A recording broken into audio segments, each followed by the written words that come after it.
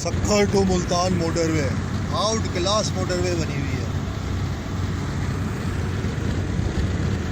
Greenery greenery हर तरफ, oh my God.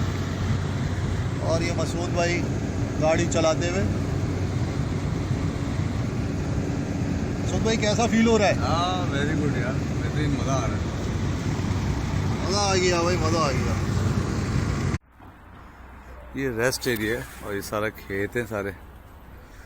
ये एक गांव है, मोटरवे के साथ साथ सारे जगहों पे ये गांव बने हुए हैं इस तरह, बेहतरीन वीआईपी की जगह। ये इस तरह के रेस्ट एरिया ना, ये हर 30 किलोमीटर 35 किलोमीटर के बाद ये एक रेस्ट एरिया आ रहा है, जगह जगह हर जगह आ रहा है ये इस तरह।